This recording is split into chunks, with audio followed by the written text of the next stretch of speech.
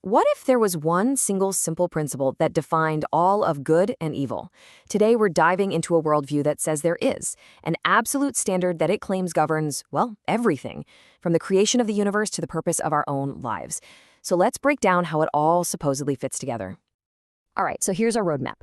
We're going to start with the foundation of this whole idea, God's original standard of goodness. Then, we'll look at how selfishness crashes the party and leads to what this text calls an incomplete mission for Jesus. And finally, we'll unpack the proposed path back to that original ideal, a journey that ends with an event called the marriage of the Lamb. Okay, so let's jump right into section 1, God's standard. To really get a handle on this whole worldview, we've got to start where it starts, with a single, unchanging definition of what is truly good. And that brings us to the biggest question of all, right? What is goodness and what is evil? The text we're looking at today argues that the answer was set in stone at the very dawn of creation, and that this divine standard has been the same ever since. So, what is the standard? Well, in this view, goodness isn't just a quality you have, it's something you do. It's defined as the act of total giving, total service, and absolute unselfishness. Bottom line, it's the principle of living entirely for others. To explain God's own motivation, the text uses this really powerful analogy. Think about an artist who pours every ounce of their heart and soul into their masterpiece. Well, it says God did the same, investing 100% of his being into creation. And if you follow that logic, it means God's entire purpose became to live for that creation, to live for us. And this give and take is presented as the engine that makes the whole universe run. A husband exists for his wife, and she exists for him. Parents for their kids, and kids for their parents. This cycle of unselfish, mutual living is framed as the source of all harmony and really all prosperity. But, okay, if the universe was designed for perfect unselfishness, that brings up a massive question. Where in the world did selfishness come from? Section 2 dives right into that, offering its unique interpretation of the fall of man. And here you can see the two opposing principles laid out crystal clear. On one side, you have God's way, to give, to serve, to sacrifice for others. And on the other, what the text calls Satan's way, to take, to be served, and to use others for your own gain. The moment this second principle entered the world, this worldview argues, is the moment evil was born. Now, this text presents the fall as a very specific chain reaction. It starts with the archangel who, driven by selfishness, flips his role and seduces Eve. Eve, in turn, tempts Adam. And with Adam's final choice to join her, this account claims humanity's original connection to God was severed, and we were replanted, so to speak, in the soil of selfishness. The consequence of this chain of events is, well, profound. The text claims this single act effectively made Satan the ruler of our world. It set all of human history on a course defined by conflict and suffering, all of it fueled by that one single motivation, selfishness. And that brings us to this text's view on Jesus' mission. It's seen as God's first major move to reverse the fall and bring back that original principle of unselfishness. But, as you can see from the subtitle, the argument here is that the mission was left unfinished. I mean, just look at this teaching.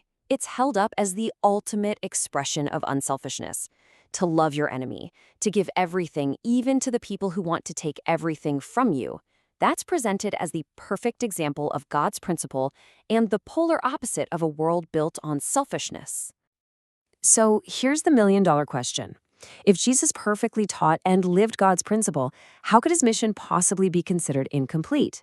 This is where this interpretation really takes a very specific, and for many, a very surprising turn. The central argument here is that Jesus came as a second Adam, whose job was to succeed where the first Adam failed. His main mission, in this view, wasn't just about spiritual salvation. It was to find a bride, a second Eve, and establish the very first perfect family, creating a physical lineage of unselfishness right here on earth. But because he was crucified, the source concludes that this crucial physical part of his mission was left unfulfilled. Okay, so if that first attempt at restoration wasn't completed, what's the path forward? Section 4 lays out what the text calls the principle of restoration. Basically, it's blueprint for how humanity can return to that original ideal. The ideal is this incredible, expanding circle of living for others. The individual exists for their family, the family for their society, society for the nation for the world, and the world for God. And then, in the most amazing act of giving, God exists for all of us, bringing that great circle to completion. It's all connected. And this is the dynamic that powers the whole system. According to this worldview, being unselfish isn't about losing something. It's actually an investment. Total giving, it claims, opens up a space that God then fills with total love and life. It's presented almost like a fundamental law of the universe. And this brings us to the final, climactic piece of the puzzle, the marriage of the Lamb.